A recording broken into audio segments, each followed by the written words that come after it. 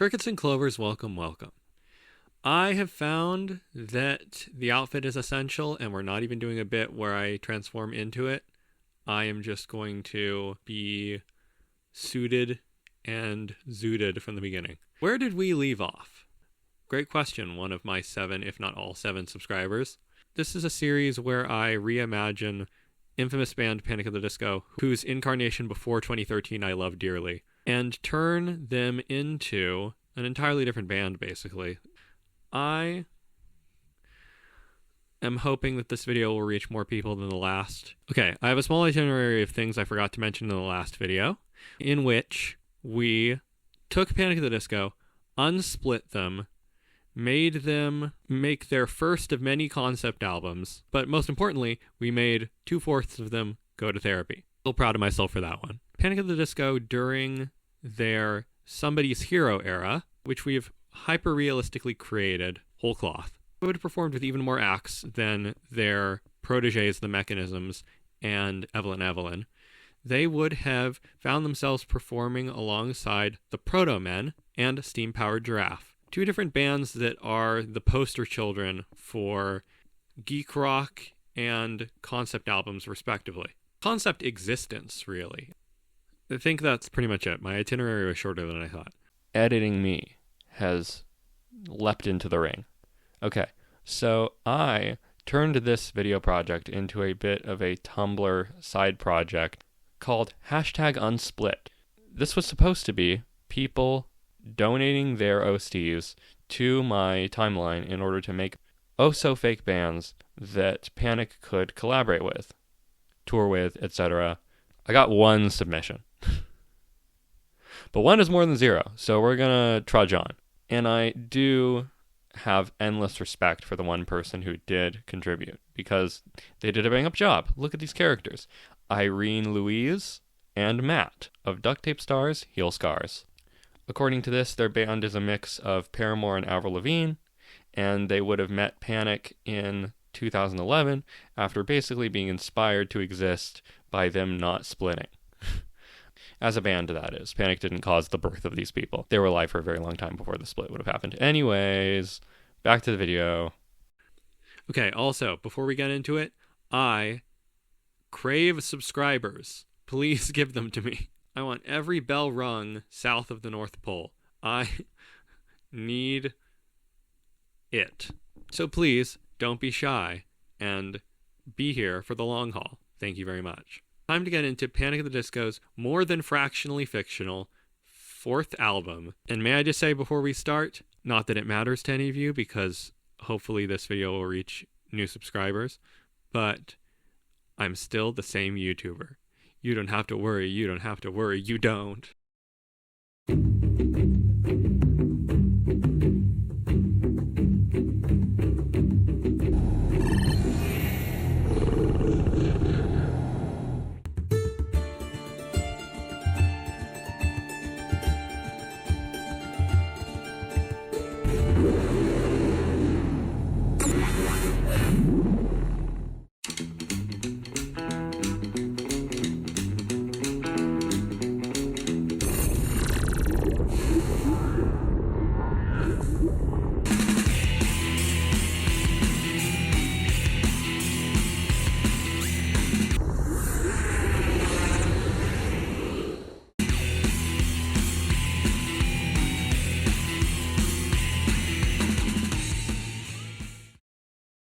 I figure I would just start back where we left off, with our boys experiencing one of the highlights of their collective career in New York, New York.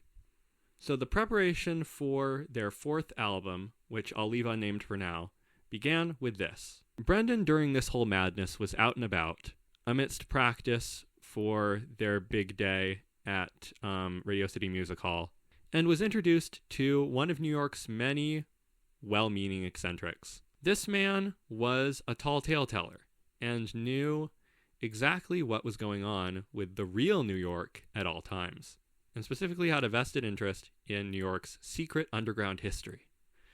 He goes, see there? See there?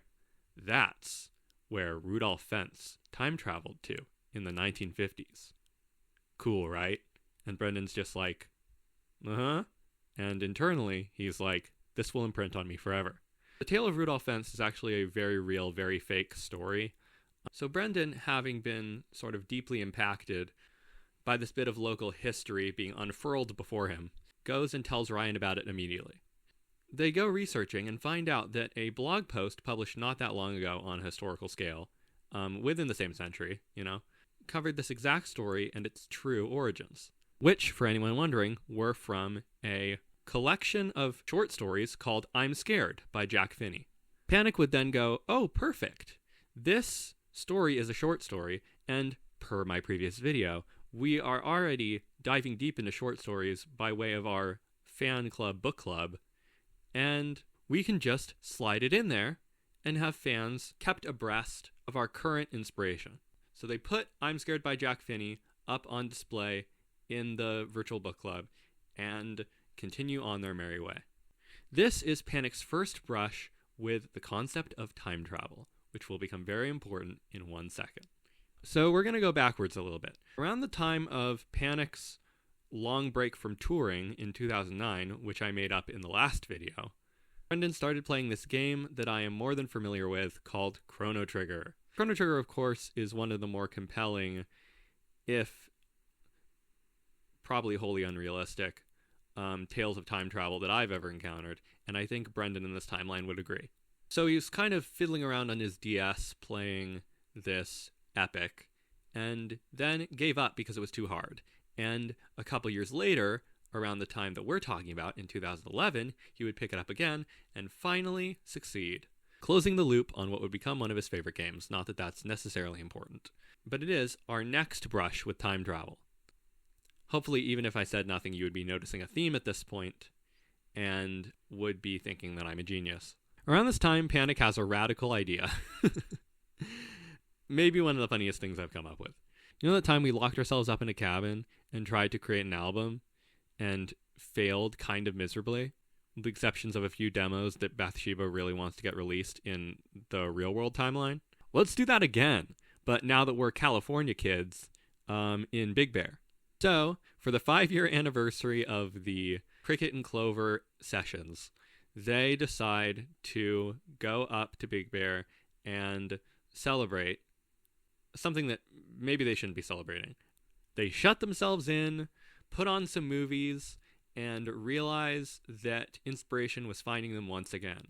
Because 2 of these very genre movies that they were binging were District 9 and 9, both relatively recent, and both hilariously and coincidentally from the year 2009. I don't know why that happened or how that happened, which inspired them in 2 ways.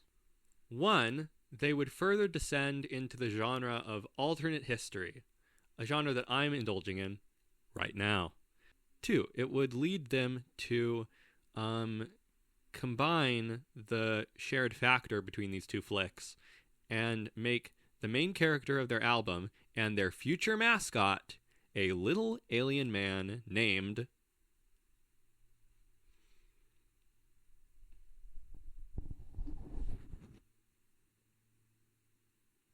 Nine. So began the actual process of putting this album together. Brendan and Ryan would immediately start out with a couple things that they wanted to be arbitrarily different from the previous album. God bless them for it. The last album, though I didn't do a great job of explaining it in the last video, had a sort of monotone, gloomy post-apocalypticness to it that they, on this album, want to deny the listener and viewer by making a maximalist world of colors and designs. Also on the last album, there was a general shared movement, almost as if every song were part of one medley that kind of flowed into each other, one after the other, just like what was apparently the case with Cricket and Clover. So to shake it up further, as everyone's already started to listen, they decide to make every song a different genre. The character of 9, their precious new extraterrestrial poster boy, would bear that video game inspiration that Brendan was having prior to this, in the way that he is very much their version of a 90s video game mascot like Sonic the Hedgehog. Another thing about 9 is he has a voice actor for all prospective music videos. This voice actor is someone they would have met at a very real Comic-Con panel in, I think, 2012. someone whose name is Matt Mercer. You may know him from everything. So we have one notable addition to the Panic roster. Official colleague Matthew Mercer, and, as I'm about to tell you, a whole member of Tally Hall. Tumblr's really going to get a kick out of this one. In late 2012, around its release, Ryan would listen to Miracle Musical, which of course, as I'm sure I don't need to tell you, was made by members of Tally Hall. It was around this time that Ryan would begin to court Ross Fetterman, the credited co-producer of the album, to produce their fourth record. The first song the band would work on for this album, which was not yet given its name, which I'm really excited to tell you, would actually be fairly controversial, upon its release anyway. The band would attempt, per the inclusion of the character 9, to rewrite, get this, the entirety of 9 in the Afternoon, or at least the chorus, to be 9-centric. Because its name is already there, you know? The band would release this sort of remake of the song titled 9 in the Afternoon instead of 9 in the Afternoon. That only works in text. And the fans would immediately note a change in musical direction. Part of the maximalism of this forthcoming album would be its extremely detailed and audibly colorful instrumentals, as well as the hyperactive delivery of lyrics very similar to Fever that wouldn't necessarily be that visible on this track. To signify the beginning of this new era, actually, Brendan would do something that he would never do in our timeline because of his precious, carefully coiffed and quiffed image. Brendan would dye his hair fairly bright blue in December of 2013 and would announce it on Instagram. You should be picturing a picture of him in his bathroom mirror post-dye, looking off the cuff, but, you know, still staged, making some sort of regrettable face, with the caption, "No more Mr. Mean Guy." Because I think he is that corny. And this would be a direct reference to how the era of Monkey Paw from the previous album is over. A quirk of this album that you shouldn't literally expect with the other ones that I have planned, because I have them all planned, get excited, get excited, is Brendan and Ryan each taking half of the album to write. Side A would be Ryan's with songwriting support from Brendan, and the latter would be vice versa. Now that we've discussed the lead-up, Brendan's new look, the birth of 9, we can discuss the actual contents of the album, which I have called, and they have called, Save 9. Which you about now should be realizing is a pun on A Stitch in Time Saves 9. But before that, time for another one of my fake little Wikipedia stubs that I do love writing. Released July 7th, 2014. This is the album of the summer after all. Recorded June 2013 to January 2014. Studio, The Village, Los Angeles, California. This will actually be their second and last album recorded at The Village, but I don't want to spoil that much. Genre, pop, alternative pop, art rock, baroque, rock and roll, post-punk, dance punk. I'll explain why those genres somehow coexist in a second. Length, 41 minutes and 51 seconds. Label, Decay Dance, fueled by ramen. This is actually around the time that Decay Dance would become DCD2, with this perhaps being their last major release under the previous name. I dunno. And producers, Ross Fetterman and Rob Mathis, because this is also the last album that you'll get Rob Mathis. One thing about this album is that it is not as narratively dependent as the previous. Somebody's Hero had a lot of moments where you had to know what was going on with the characters in order to understand the songs. And that is intentionally not the case with the anthological, serial nature of Save 9. Although we're going to go over the cast of characters, or as they're usually called, the crew, anyway. Matthew Mercer as 9. An alien whose species has been effortlessly instrumental in human development because, quote-unquote, Earth is easy. Brendan as Houston, a human mutate engineered to have a special bond with 9. They are psychically linked and possibly shippable, if you're into that sort of monster lover worldview. Ryan as Brooklyn, a no-nonsense researcher who acts as Houston's handler. You get a lot of Ryan in glasses in this. Be grateful. Spencer as Boston, a wholesome astronaut with a wife and children, and John as Austin. These are all code names, by the way.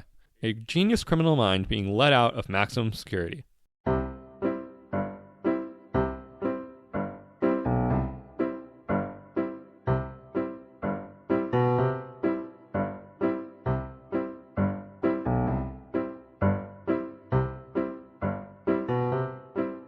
Okay, tracklist time. Tracklist time for tracklist. It's everybody's favorite. It's time for the whole tracklist. Who could ask for any more? Who could have more? Okay. Track 1 is Reign of Thunder. Spelled in a clever way, I'm sure you can guess. The crew in media res are found in the age of the cavemen, having time traveled.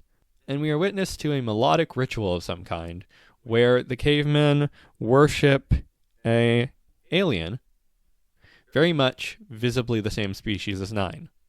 This song takes on the sound of what most people assume caveman music sounds like. Expect a lot of, like, what drumming using, like, mammoth bones would sound like or whatever, I don't know. They next travel to ancient Greece and the Roman Empire. In the song Saturnalia for Martians. Get it? Saturn, Mars. This song includes a lot of what you would expect and sort of a mimicry of the musical style associated with the time, as well as an especially cheeky and eventually very damning reference to Jesus Christ. Bet you didn't think you'd hear that name in this video. With a line sort of satirically implying that he is half alien, which, if I end up writing this lyric, I will include here. Being a human woman's and a Martian man's heir is not the only cost he'd bear. Ryan's getting clever, guys. Now we have a single alert. Number 3, Hixunt peregrinus, which is derived from the Latin for here be dragons, but with the word that I think is closest in Latin to referring to aliens shoehorned in there. In this song, we learn that dragons were actually the pets of 9's species and were let loose as a result. Another lyric I will include in this video if possible, the one where 9 acknowledges that they make great pets. Black Bio was a stopple in the bit of his chest, abreast of his reply, they make great pets. This song is very notable because of something I'm going to mention later. It has a sort of neo-medieval, like, almost poppy beat that then transforms into a rockish dun dun dun dun dun dun sort of pace. You hypothecate my bailiwick is Venus. You must be of a mind to banish Mars kind clerics calling Hixunt peregrinus. Per decretum tithe, or you just might die. So it goes from Claire's calling some peregrinus do do do do do do do do do do to do do do do do do do do do. You know. The next song is Flotsam, Jetsam, and Opobalsam.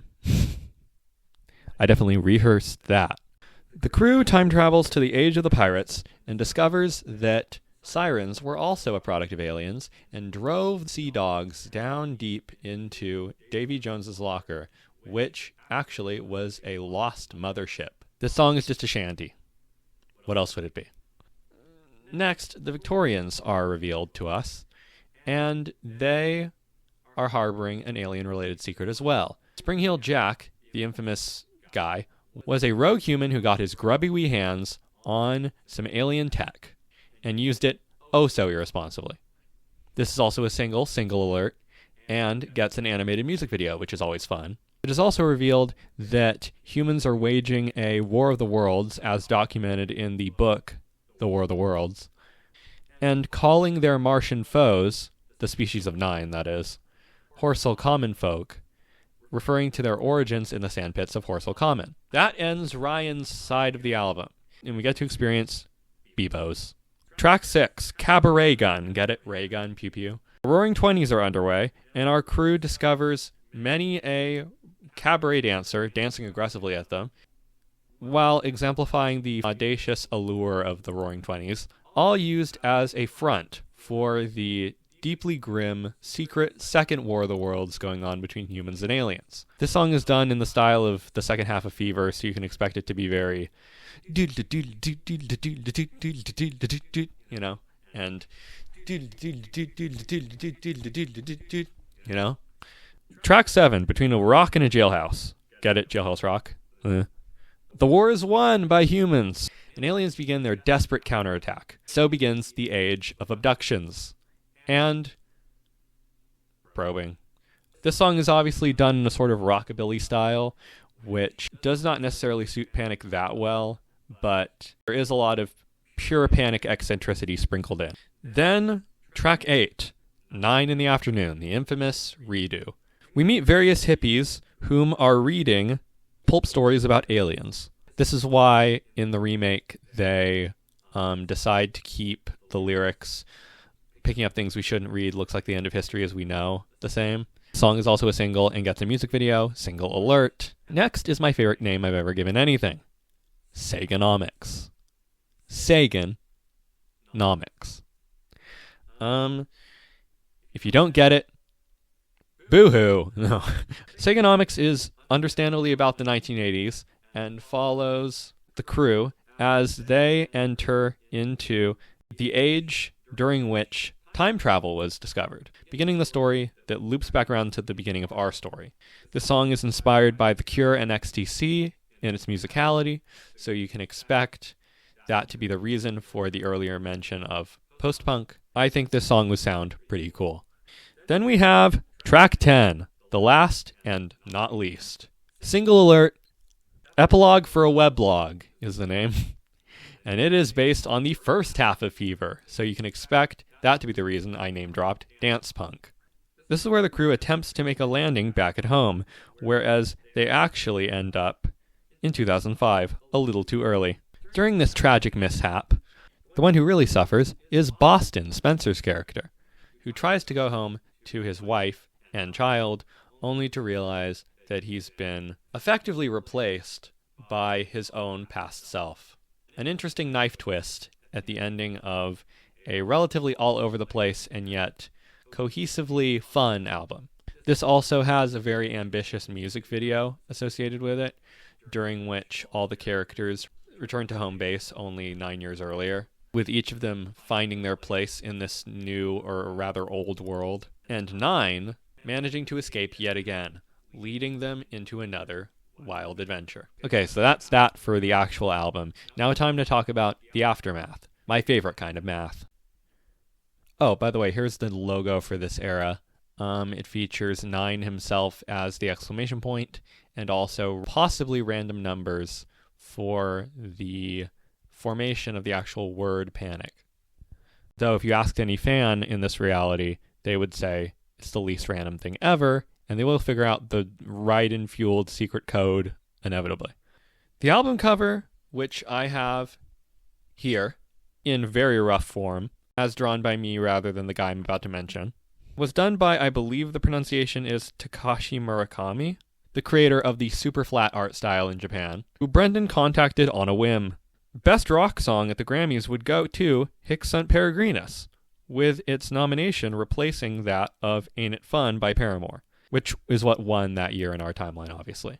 This begins an interesting sort of Beatles and Beach Boys kind of healthy competition between Paramore and Panic. The 2015 Emmy for Outstanding Character Voiceover Performance would also go to Sam Witwer, funnily enough, for his performance as Monkey Paw in Patdology. I'm about to explain this. Hold on. If you feel like you just went crazy, hold on. Patdology is an ongoing anthology series depicting the plots of Panic at the Disco concept albums, produced by Panic in collaboration with Orphanage Animation Studios, which at one point was run by Gendy Tartakovsky, another name I hope I'm pronouncing right, and Adult Swim. The show would be put into production in late 2013 and finally premiere in September 2014. The first season would focus on the plot of their third album, Somebody's Hero, which again was the focus of my last video, and would feature the following voice cast. Sam Witwer as Monkey Paw / Brendan.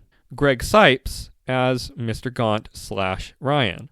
Liam O'Brien as Spiderhead/Spencer, and Matt Chapman as Rawhead Rex/John. Chapman would also not be able to help himself behind the scenes, given that he was involved in Gravity Falls and all that other stuff. So you can expect him to maybe direct a few episodes. The 3 music videos would be a collaboration between indie filmmaker Jason Trost, who made a crazy movie about post-apocalyptic Dance Dance Revolution in our real world timeline. This part I didn't make up. And the studio Encyclopedia Pictura, which helped make music videos like Wonderlust by Björk. The sort of very pop cultural visuals of Trost's work and the slightly uncanny but homegrown CGI of Encyclopedia Pictura would, I think, make for a very trippy and solid combination. This album's touring cycle would also not include a concert film for the first time in Panic's entire history. They would go on tour across the entire world for the Homeworld Tour, and this would be the first instance of them performing alongside 21 Pilots during their Blurry Face era.